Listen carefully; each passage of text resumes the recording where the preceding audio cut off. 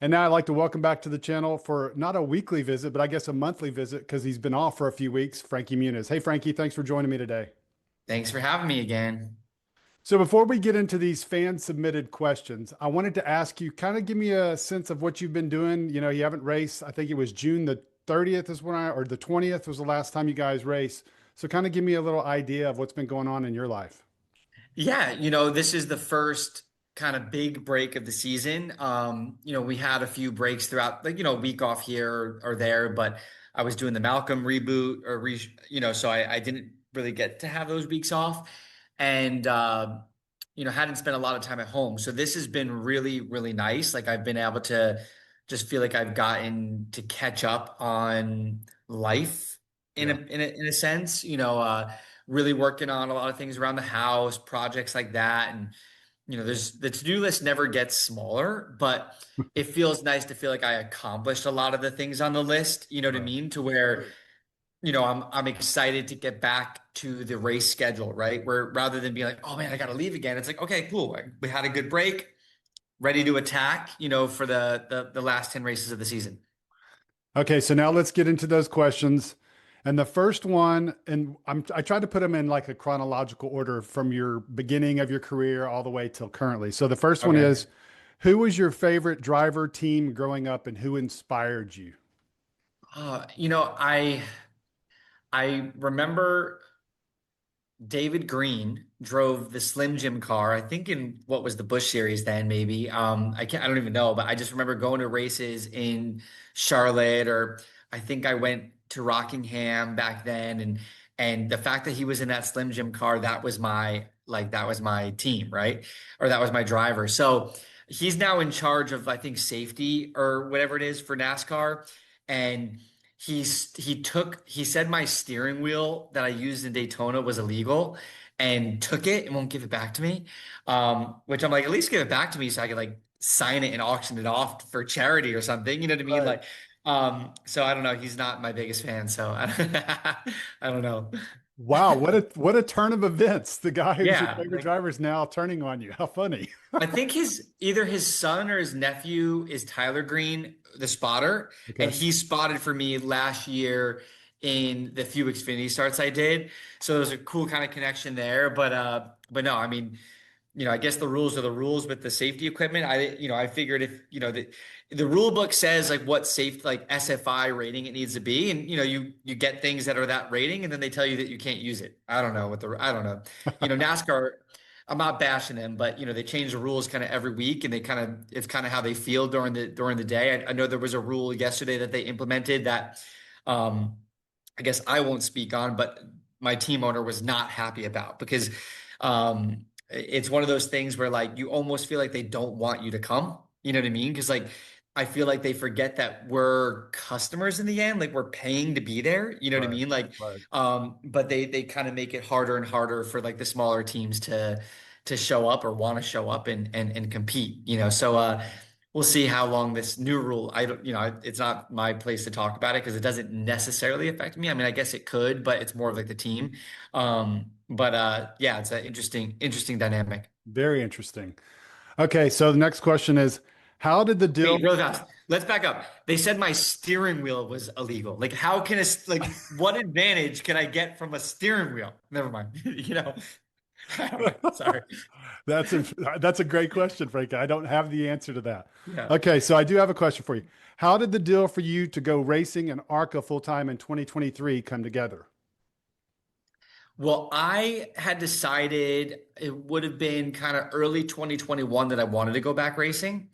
And I think by midsummer of that year, I had contacted Tim Huddleston, who I'd met. He owned or ran Irwindale Speedway. He had the late model team, the super late model team, and I know he had an ARCA team. So I just started talking to him because it was just like the only contact I had in the stock car world because I'd never been in it. And I was kind of just asking him questions of like what I could do. And he's like, hey, we'll just come out to Irwindale and do some tests and we'll put you in some late model races. And then he's like, if you want to go ARCA racing, he's like, I have an ARCA car. We could do ARCA West. We could do whatever. So that's kind of where it started. And I got to do, I want to say maybe I did like 5 or 6 late model, like pro late model races at Irwindale and Kern Raceway, and I was always kind of in the top five, top three, in qualifying and in the races there, and felt like pretty good for my first times in stock cars. His son's really good. He's won a lot of ARCA races. I think if he was given a good opportunity in trucks or Xfinity, he'd do really well. Um, and I was always pretty close to him, like within like a tenth. So I felt like, hey, I want to go ARCA racing.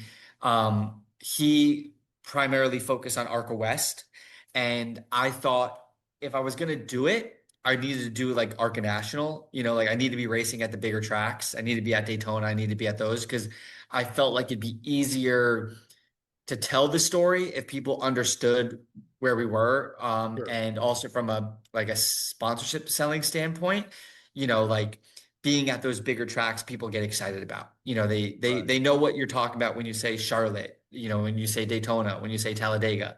And I thought I'd do that. So back up a little bit, I was just going to do the late model thing for a bit. I actually thought I was going to race full time in ARCA in 2022. And the way that I got to even do the ARCA Daytona test, which I didn't even know you have to do that Yeah. to get approval before you could even do it. It was like the day before the test, and I was talking to Rick Ware, and we were just he was kind of talking about some ideas of like running he ran an LMP3 car at the time. He ran like he kind of is in every single series. Like Right. he has some kind of um and he called me and he's like, "Are you going to the ARCA test, the Daytona test?" I'm like, "No, I don't even know about it." He's like, "Well, book a flight and I'll get you in a car because you have to do that to get approved for 22." So like I flew overnight. I think I landed at like 3 or 4 in the morning by the time I got to Daytona, and I was at the racetrack at 7 a.m. And Wow. I did maybe 10, 15 laps. That's it. But enough to get approval to go racing in ARCA. Granted, it didn't end up happening that year. I ended up doing maybe a few more late model races and got introduced to Rhett from Rhett Jones Racing. And I really liked him. I met with a lot of teams that year to kind of Mhm. figure out like for 2023. And I still think the deal came together later than we thought. Like maybe it was probably, I think it was January, Daytona's Wow. in February, Sure. where we were like, hey, we're doing this full time. And we made the announcement and went for it. So it was kind of one of those things like, I'm going to back up even more because I talk too much. So in 2021, I didn't say, hey, I want to go racing and I want to go NASCAR racing. I actually said, I want to go back racing in general. Right. And I was having a conversation with a buddy of mine. We were at dinner and he's like, what would you race? And I'm like, I don't know. I want to have fun. Like, I go, it'd be fun to do like MX5 Cup, right? Low pressure, super fun racing. The cars aren't fast, but like it's fun. It's a cool Right. series. And he goes, well, why would you do that? Like, why wouldn't you do something bigger? And I was like, well, obviously, like it all comes down to money in the end, right? Like I could race whatever, but I wasn't thinking of like going and spending millions of dollars, you know what I mean? Right. Or like finding sponsorship. I thought like it'd be fun to go back racing. So he's like, well, what else could you do? And I go, I always wanted to race in that Super Trofeo, like the Lamborghini Super Trofeo series, because it's sexy, Lamborghinis. Like I Sure. tested them a few years ago and thought it was so fun and cool tracks. And he goes, let's do that. He's like, do that. And at the time he was like, I'll fund it. I'll fund it. You tell me what you want to do. So I was like, okay, cool. I'm doing Super Trofeo. So I happened to call my acting manager and I was like, hey, I'm going to go back racing. I think I'm going to go racing Lamborghinis. He's like, wait, is that NASCAR? And I was like, no. He's like, it's so weird. I just got a call about something having to do with NASCAR and you. And I'm like, that's weird. And I go, I always wanted to do stock cars, but like it didn't cross my mind until he brought it up. And I'm like, wait, if I'm going to go racing, like let's go that route. Right. Because 20 years ago when I was racing, I always thought it'd be cool to do ARCA, to run Talladega, to run some of those races and see how it went. Right. And that's kind of the weird roundabout way how I decided, okay, it's going to be stock cars. And then I went into the late model thing and, here I am now in the truck. So yeah. So I got to ask you though, you talk about all these different things back in, when you were younger, but you were at the Daytona 500 when Dale Earnhardt died. And then in watching the show, I know early on, like I've talked to you, you were at Irwindale Speedway for an episode. And then Yep. I've noticed over the course, my wife and I, we've got 10 episodes left. And Of the whole show? of the whole show, all seven Oh seasons. wow, you've been watching a lot. Yeah, we've been buzzing through it. That's what we binge watch. And so, Nice. but I've noticed on the walls, there's a Bobby Labonte license plate, there's a Jeff Yep. Gordon license plate, and there's a Kyle Petty. So I'm just curious, That's funny. obviously there's boys living in that room, but who decided to decorate that? Did you have any input or did you have any influence of that or I just, had absolutely no input what was on the walls, but I will say this. I remembered that there were like the pennants or whatever there was, like posters, or I remember there being some NASCAR stuff in the boys' bedroom. right. So in the new reboot, you will see this is like a little Easter egg, and I'm giving it away. Okay. In the background of Malcolm's office, there's like a pennant. Remember like the old like sports pennants? Of course. And it's my number 33 truck, right? So Right. there's a cool little you Nice. know, Little tie reference. there. Yeah, Yeah. So I think people who see that will go like, oh, that's his number, like, and put the two together. But it was cool to kind of for me, even though it's such a small thing, sure. to to have my current career put into the Malcolm world. So I thought that was pretty cool. Have both worlds collide. That's cool. Yeah. All right. You mentioned something in your last answer about sponsors, and that's the next question. Have you been able to land sponsors any easier than other drivers in the circuit, having been in the television and film industry? I will say this. I was having a conversation yesterday with the team owner, with Josh Reaume, Sure. and I said during the conversation, and we've done really well, like meaning like we've had a lot. If you look at all the trucks, all the sponsors we have, we've done well this year. Hmm. It is so hard. Right. It is so hard. And I said, I go, not like tooting my own horn, but like I have a lot of social media followers. I Of course. was on TV. I do get press and things. And, like I'm doing a cover shoot right now for a huge nationwide, like national syndicated magazine. And, I get things that or attention that because I was on TV that other drivers don't get. Right. I don't know how other people sell it.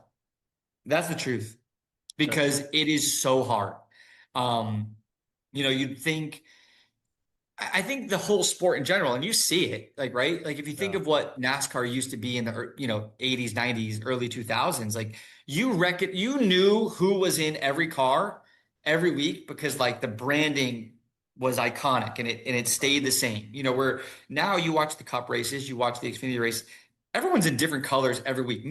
We've done what, 15 races? I think I've had 13 different schemes, you know what I mean? Like, so far, right? So that's just kind of how it is. And I think that it's the way it is, but like I think it does a disservice to the drivers, to the sponsors even, right? Because you there was brand loyalty. Right. And when you liked a driver, if they were in the whatever car, you bought that or you supported. Like you thought you were literally helping that driver by doing it. Where now it's, you're really just trying to, like, sure, the branding still makes a really big impact, but you're trying to find the number, right? You're trying to recognize like who's in what colors this week. But that's just the way it is. Sure. Like I said, you know, we have a lot of conversations always going with big companies. I think it's easier for me to get in the door to have the conversation. Right. But the difference of getting the conversation going and even getting someone excited about it, but then having to go through the 12 channels of approvals to make a deal happen, it's really hard. And I will honestly say, I hate it more than anything. And it like even talking about next year, like we're discussing what I'm doing next year, Mhm. it's a big question mark of if I want to go through the fight of constantly trying to sell. Because that's what you do. Like Right. that's what I sit here in my office and I'm trying to constantly sell for the team. Or they have people. I have managers. Um, I'm in a good position with the deal that I have this year to where like we're good. Like I've fulfilled my side of the deal other than driving now. You know what I Right. mean? Can we raise more money? Absolutely. Do I want to raise more money? Absolutely. Because if we have more as a team together, like collectively, it makes us better. Of course. If you're competing against teams that are spending in the truck series $3 to $5 million, I don't know, crazy numbers, like $3 million, and you're spending 1.5, 2 million, it's hard to compete.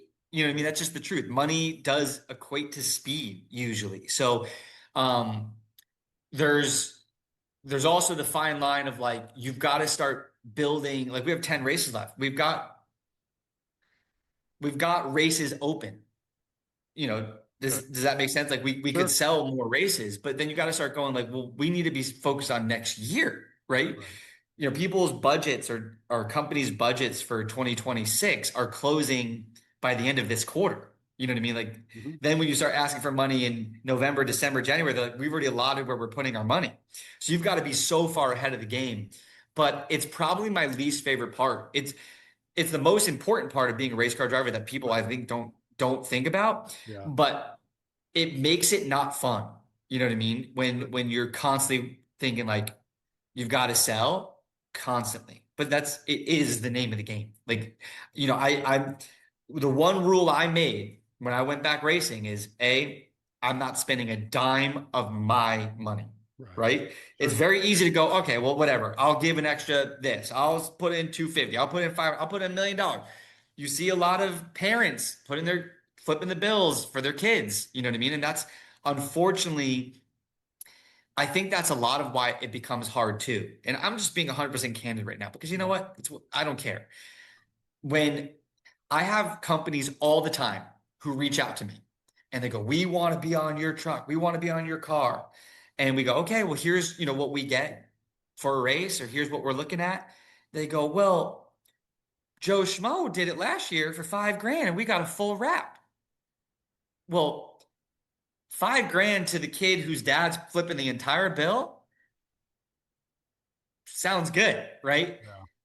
Yeah, it doesn't work for us. It doesn't. It's not, like we're realistic of what it actually costs. You know what I mean? Or you also have to like uphold the value that you think that you're worth, Right. if that makes sense too. So there's that Sure. fine line, but you're also trying to start building relationships, and sometimes you got to take a smaller deal to get a bigger one. But there's so many people accepting whatever comes across. Like I'm calling people out, right? I mean, like there's other drivers that literally will accept anything, and it makes it really hard for the teams that need the sponsorship dollars in order to go racing. So it's a interesting dynamic, 100%. Yeah, that's a really interesting answer, just kind of going through the breadth of it all. I think that's really interesting. All right. Next question. Do you ever think you'll get a win in your current position at the moment or in the future on a super speedway? I think super speedway 100%. Like not to say it's all luck, but like, I know our super speedway truck, like what we race at Daytona, and Lawless used that truck in Talladega last year, and he finished, I think, third or fourth. I mean, he was in the top five the whole race Right. and like Yeah. made a late move and nobody went with him. He could have won, right? The truck is fast. We Our plan in Daytona was always to stay in the back. Like I qualified 14th, had a bad launch. I came off the wall trying to reach the alternator switch. Like it wasn't even a good qualifying lap. We qualified, a tenth off the pole, right? We Right. have a fast truck there. Talladega, I don't think we're gonna play the strategy game because there's no reason, right? We're not in it. We're kind of out of the points at this point. So like we're going for it. I'm like, if we qualify in the top 10, I'm racing there the whole race. We're not gonna chill. Um, I really do see it as a possibility based on knowing what I know of how the truck felt in Daytona. Okay. We were so fast in the race. Like when I decided to go with 3 laps to go, I was, I don't know, 5 football fields behind the pack, and I caught them by myself with no help. Normally, you cannot catch the pack, Sure. right? Like Right. you need help, to get there. I got up to them, and there was still maybe 20 something cars there, and I finished 10th. You know what I mean? Like Right. we were fast. So I think it's a possibility. Anywhere else, I don't think so. And that's not me being like a naysayer on myself or whatever. It's so hard. I like I think to be consistently in the top 20 is like a realistic goal. I think we've shown that. But if you think of the teams, you have Tricon with 5 trucks. You've got Thorsport with 5 trucks. You've got, Mhm. Spire with 4 trucks and, 2 cup drivers in every race. There's 15 trucks, right? So to be in the top 20, you have to beat a lot of good guys, Right. Um, I I'm still working on through that 8 race stretch that we had of really bad luck, but Mhm. it really damaged my confidence. It just did. So right now, maybe I'm answering the question with that in mind. I I feel like I need to have like we had a few decent races, towards the end of the first 15, but like I need just some good battles and to feel like I belong in the series again. And right now, like I'm not going into this 10 thinking that, but like, I have to prove it to myself that I can even compete. So just being realistic, like a win would be I might need 15 to 20 cars to crash out on the last lap. Like pull it Austin Dillon, Daytona, it needs to rain and everybody crash but me, type of situation. So just being realistic. All right. So you actually just kind of great segue into this next question. How are you working to balance the highs and lows of NASCAR and not let your confidence go down too low? It's tough. I mean, it's really tough. I've spent a lot of this break, even just watching past races from this year, but even like the Arca year. Hmm. And I look at how I used to race with Jesse Love and I used to race with Andres Perez de Lara, right? Who I'm racing now again in the trucks. And we battled in those races a lot. And like sometimes watching those made me go like, I'm racing with guys who win races. You Right. know what I mean? Like even the good races we had this year, like I was racing side by side with Ben Rhodes. I was racing side by side with really good drivers, and I have to remember that. You know what I mean? But it's so hard, right? Lime Rock, we didn't get to talk, but like Right. I come from a road racing background. I was really looking forward to those races, the road races, the road courses, because I figured I have a chance to be really competitive. I struggled. Like I struggled. I could not get power down if my life depended on it. And that didn't help my confidence, right? That's the race that I feel like I should have been good at, you know what I mean? And I wasn't good, you know. But got 10 races left, a bunch of tracks I've been to, a lot I haven't. But I've talked to the team about it too, with like a different mindset of, you know, I'm going for it. I know I've said that before, but like in practice, in qualifying, I haven't wrecked a truck in practice, knock on wood. I haven't wrecked a truck in qualifying, but like I've told you in the past that sometimes I feel like I'm like pushing like 9/10, you know what I Right. mean? I'm not trying to like put our team in a bad situation. But I think in turn, I'm putting the team in a bad situation because I'm not getting 100% out of it. Right. When everyone else is in kill, if I'm running 9/10 just to get to the race, we're starting where we shouldn't be. We're already at a disadvantage. So I'm going to show up and kind of really turn it on. Okay. But the confidence thing is hard. It's Yeah. it's such a mental game. I've always known that.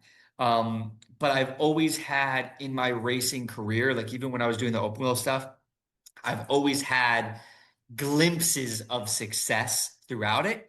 So it was easier to keep going because you go, oh, we were so close. I finished fourth, or I finished this, or or whatever. And so it's an interesting dynamic, but I'm trying to work through it and try to stay positive and be realistic as well in my goals, but it's not easy.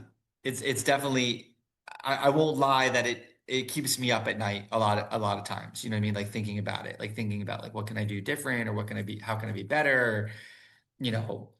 But I went through race by race of what we've done this season, and I go like, top 10 in Daytona. We were running in the top 10 with a little bit of racing to go in Atlanta. Vegas, I thought I sucked, right? I remember like it was so bad to me, like where now I want to go back there because I learned so much in that race and then post sim.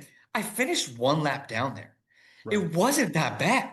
But in my mind, it was like so terrible, right? Right. So like I started thinking about it, like Miami, it's such a hard track. Like Kyle Larson couldn't lap me.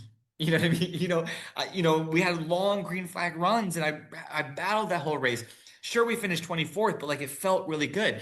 And then we go to Martinsville, and that's where that race stretch started, and of just really bad. And I went, um, you know, rear gear failure, wreck at Bristol, tire at Texas. Like it was all those things. And I go, man, I really didn't, it wasn't that it was going good, better than I thought. You think you're so far into the season at race 4. You know what I Yeah. mean? And even at race 8, when the Texas thing happened, I was so mad on the radio and I stormed off from the race car. I was like, how was I so mad at that point? We only had 4 issues at that point. You know what I mean? I was only 4 bad races. We ended up having 8. You know what I mean? Um, so it's a interesting thing. I think it was good to actually reflect and look back, because it makes you realize kind of where things were good, like things were better than you thought, or things were bad, Right. or whatever it was. But it's tough. It's definitely a tough game, 100%. All right. I think you kind of touched on this next question with your answer a few minutes ago, but I want It's to because I just, talk too much. no, you're fine. You're fine. I honestly, you're talking about your confidence, and I feel like because of your age versus the other guys, you're more self-aware and you're better able and better capable to express your emotions and your feelings and talking about that confidence. So I appreciate that. And I know the audience appreciates that because they can see how a race car driver truly feels, because some of these guys are so young that, they're 18, 19 years old. So Yeah. they can't express it. So I appreciate your ability to talk and enunciate and express how you're feeling. So that's good. And I know the audience likes that too. So. Yeah. All right. So the next one is, how do you feel about the cost of racing between the top teams versus the bottom teams? And do you think it would be better to have all the same motors and let the drivers be the difference instead of money?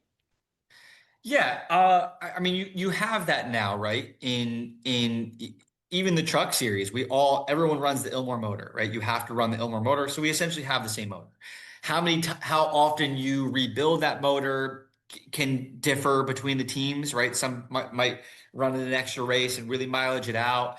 I think the cost to rebuild the motor is 40 to 60 grand.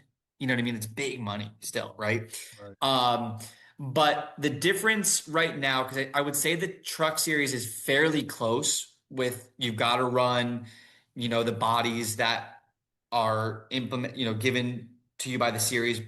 Sure, there's the Ford and there's the Chevy and there's the Toyota different body parts, but like really they're all very close.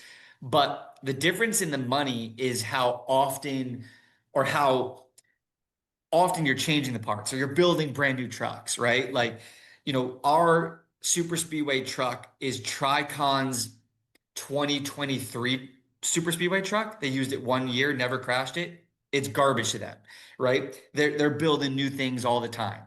Where the other teams maybe are using the brake rotors an extra race or using the brake pads an extra race or anywhere that you can, but these things are all expensive, right? Like Right. you times that by I don't know how many parts there are, 5,000 parts there are on the truck. You know what I mean? Right. The money starts to add up. So I still think, like, if you think of the Cup Series, right? It's one chassis maker. You've got to buy the parts of them. You can't touch anything. You can't do that. But there's still the teams that are better than the other teams, right? There's Right. still, and it comes down to them spending the money on engineering and finding ways and things that they can do within the rules to, I don't want to say cheat the system, but this is me probably get me in trouble again too. Like Tricon has figured something else out that no other team has found out. And it's not a rule yet. Maybe it's not. But when NASCAR finally finds what it is, they're going to go, oh, okay, now you can't do this Right. anymore. Right. Right. But that comes with having the engineering and being in the wind tunnel and finding certain things. So I still think even if you had a single make series with the same motor, I mean, you see it in IndyCar, right? IndyCar essentially is a single make. I mean, they have two different engine manufacturers, but it's still, but like the good teams are better than the teams spending more money, but they can't change anything. They can't do anything, right? So Right. I still think you'd have disparity because of in the end, it comes down to the people, right? It comes down to the engineering. It comes down to the car chiefs and the teams, really massaging everything to make it perfect. And that takes personnel, that takes time, you know, and the team spending more money have more people that could be focused on one thing to make it better, right? And so I still think no matter what you do, you're always going to have a disparity in the amount of speed that the teams with more money are going to have, unless you literally do like a SRX series where the Right. series is supplying the cars. They say they're all the same. Some might be, it's if you go indoor go-karting, all the go-karts are the same. No, they're not. Like some are better than others. Like some you'll get in, they'll be faster, right? You know what I mean? So, but I don't think there's a way to really truly make every single car equal and where you really could see what driver's doing what. The only thing would be like make it like a time attack thing where everybody jumps in Corey Haim's car or truck and we all see where we stack up. You know what I mean? Like, but no, there's no racing. It's like, okay, it's just everyone's doing qualifying laps. We'll see who's the best. Yeah. That's really the only true way to know. All right. Now that's an interesting concept to think about. Everybody driving Corey Haim's car. All right. So next question. This is kind of looking forward. Have you ever considered running the Rolex 24-hour race in Daytona anytime soon or maybe in the future? I would love to. I've done a few sports car races. Obviously, now with Ford, just did the race in Le Mans. It was awesome. The Mustang Challenge. Um, there what I can say. There's definitely conversation of me doing more sports car stuff. Whether that's next year or or beyond, I'm not 100% sure, but it does excite me. Maybe it excites me more than it did because I've gotten to run a few sports car races and I do enjoy it. I did enjoy it. But I've always been so focused on what it was I was doing, right? When I was in the open wheel stuff, I only focused on open wheel stuff. I'm in NASCAR, I'm really kind of focusing on the NASCAR. I've always heard drivers say like, get in whatever you can, right? Any kind of experience in cars and, you know, which I understand that, but like, if I drove even a Mustang Challenge car, GT4 car, the same weekend at Watkins Glen that I have to drive the truck, Hmm. I think it would hurt me. You know what I mean? Because like the truck, it's so unique the way the braking is and the drive it and get off the Sure. corner and you don't have ABS, you don't have any aero, you don't have traction control, you don't have any of those aids and those tools that the other cars have. So like to go from one to the other would be so extreme. So I don't know. It's definitely, I'm thinking more like from bucket list items of races I'd love to do. And, that's definitely on there 100%. All right. We've got two questions. They're kind of similar, but there's two different people asked them. So, is there any chance that you can get an Xfinity Series ride for Daytona next year? I could 100%. I did it. I raced the Daytona and Xfinity in 2024. It just comes down to there's not many Fords available. Right. You know what I mean? And, the teams are going to ask for, I don't know, $200,000, $300,000 to do that race, right? So if I have a sponsor and a car to do it, I could do it. It's not after having done the Xfinity stuff, a little bit of it, I'm happy in the truck, right? I want to do that. My end goal in NASCAR is to run the Daytona 500 once. So I need to have a really good 10 race finish or like win Talladega. So when I ask the Brett Bodine, who does the approvals for who can move up to what series, if I can go run Daytona next year in the Cup Series or try to qualify for it, that he'll let me. But I know it's not easy to get that approval. But no, I mean, I'm not, like I said, I did get to do the Xfinity race in Daytona last year, and it didn't go great. But I'm not I'm not saying that I won't do it, but it's not on the radar right now. No. Okay. So here's kind of another question, Xfinity based, but it's kind of further expanding on it. This is what the person said. I think you'd be better off racing in the Xfinity Series because there are less dumbasses there. Is that a possibility for you at some point? I have to agree and disagree. Okay. I chose the trucks. The reason why I didn't do Truck Series in 2024, because the truth is, when I went in the meeting with Ford about what I was going to do in 2024 and 2023, they were really pushing me to the Truck Series Mhm. because they, well, Ford sells a lot of trucks, A, but B, they thought it'd be a better route for me. I wanted to skip it because if you remember 2023 Truck Series, it was like cars on fire in the catch fencing every 3 laps. You know what I mean? Like it Right. was just wreck fest crazy. And you kind of felt like I kind of felt like I don't do I need to go race in that where it's just, everyone going nuts all the time. Um, I chose the full-time truck season where nobody crashes. I sometimes I'm running in 25th and I'm like, it'd be really cool if like 6 or 7 cars fell out right now in front of me. You know what I mean? Like, be real nice. The easiest passes are when they're in the fence, um, or in the pit lane. I would say the truck series this year has been fairly clean. You Yeah, know what I mean? it Like has. it really has. So, uh, where a lot of the Xfinity races, you think Martinsville in the Xfinity race, that was embarrassing. You know what I mean? Think of like how that finished, right? Yeah. It was crazy. So I think it's the nature of what NASCAR is that you're going to have some races that are just crash fest because there's no penalty for blocking. There's no penalty to wrecking someone. There really isn't. No. Like I'm sure if you know, hook them into the fence. But like, if you're leading, like when I even was watching Sonoma, you think of Zilich and Van Gisbergen in that last lap. You were expecting Van Gisbergen. Even I heard Zilich's interview. He was expecting him to punt him. But like in any other series, they would take away the win from the guy who did the punting. But in NASCAR, they don't. So it's a combination of the fact that like, you're gonna keep kind of trying to push the boundaries with how much contact there is and how like crazy you get until they make you stop, right? I would say like at a Daytona, Talladega, those if anybody tells you like I'm not afraid in a race car, right? At all. In Daytona and Talladega, I think everybody is a little bit.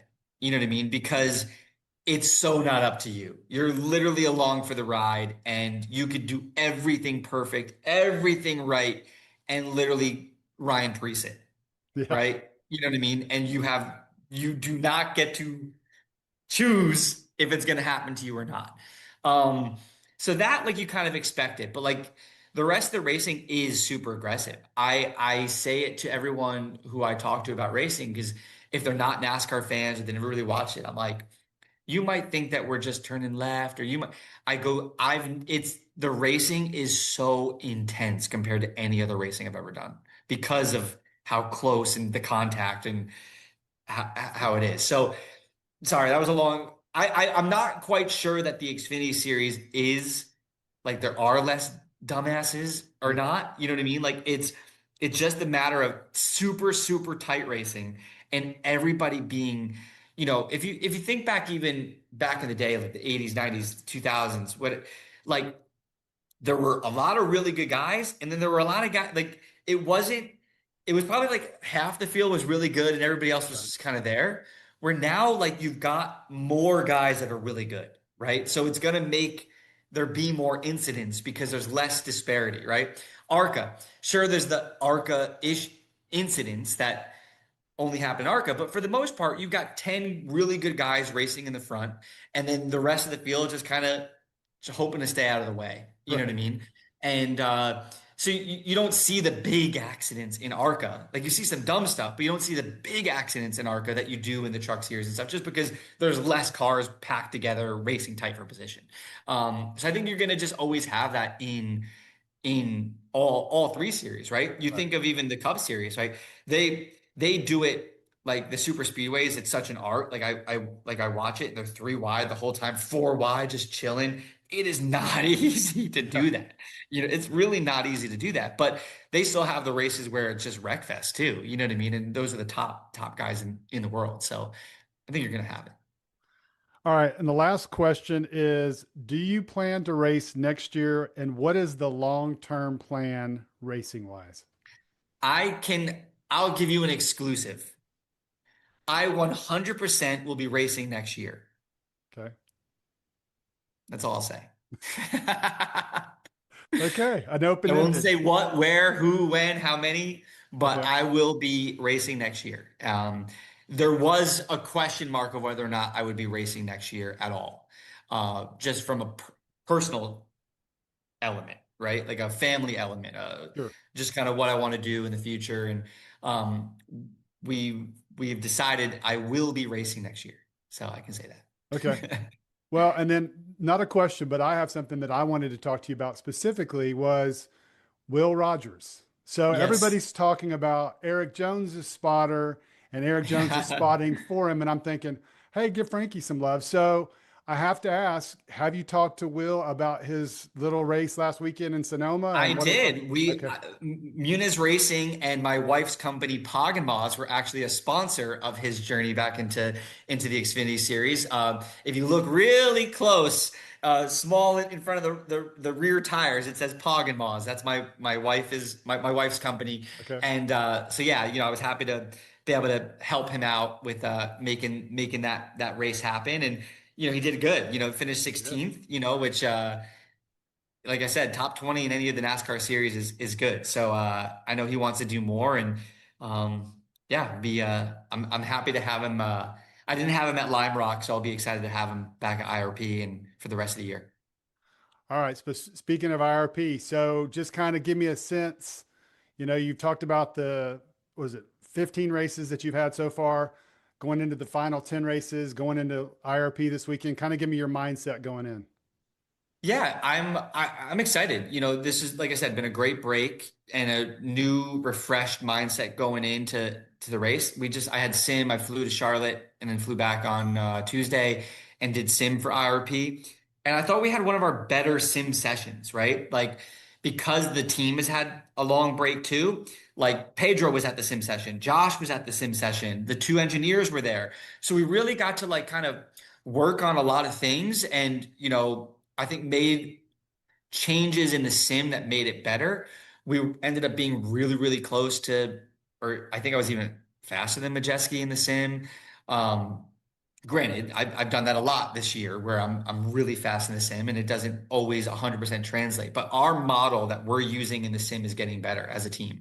So, I think I'm going in thinking that we should be competitive, right? So it's up to me in real life to get it done.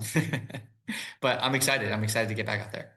Well, it's good to talk to you again, and thank you for answering the questions. I know the audience will love hearing all the things. I'm intrigued by the whole Easter egg that you mentioned with the pennant. That's kind of cool, and a variety of Yeah. different things you talked about. So thanks for your time as always, and look forward to talking to you next, I guess, in a couple weeks after IRP. Perfect. Yeah, we'll talk to you soon. Thanks, buddy. See Take ya. care. Thanks, dude.